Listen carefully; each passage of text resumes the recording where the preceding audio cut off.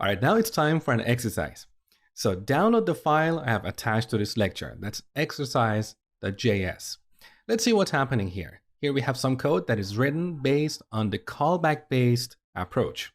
So we have this function, getCustomer gets an ID, and in the callback function here, we get a customer object.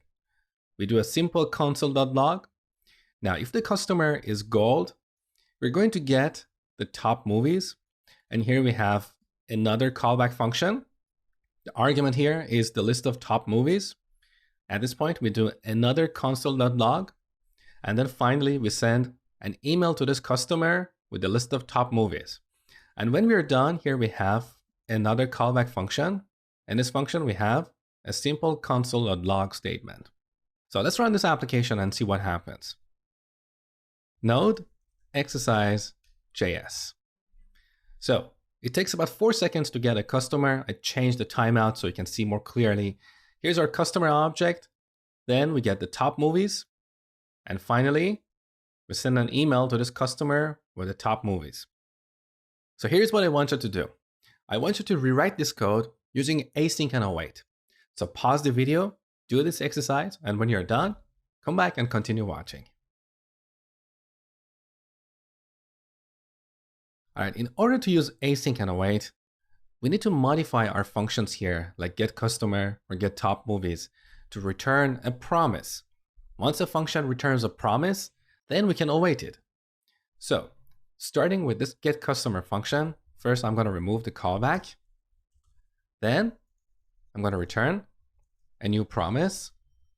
We pass this callback function, which we call executor.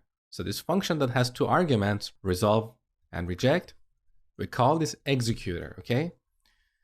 Now here in this promise, we're going to add our async code, set timeout. And finally, instead of calling this callback function, we're going to call resolve. Very simple. Now, one more time. This time on getTopMovies.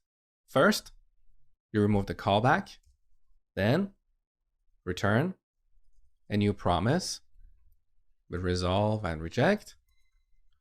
That goes to a code block, and in this code block, we have our async code. And finally, we replace callback with resolve. And one last time.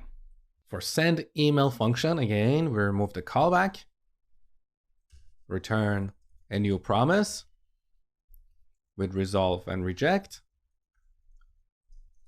and then put our set timeout function here, and finally, just resolve. Note that here we are not returning any values to the caller of this function. We're simply resolving. This is like a void function that doesn't return a value, okay? So we have modified our functions to return a promise. Now, let's go back to the main code. I'm going to rewrite this here. So you can see both the new code and the old code side by side. So first we need to call getCustomer with 1. This returns a promise, so we can await it, and then get the customer and store it in this constant. Next, we need to do a console.log. So I'm just going to copy this code from here, paste it here.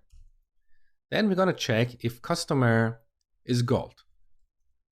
If that's the case, we need to call getTopMovies. So let me scroll down. getTopMovies. Again, this returns a promise, so we can await it and then get the result and store it in this constant. After that, we're going to do another console.log. And then finally, we're going to send an email.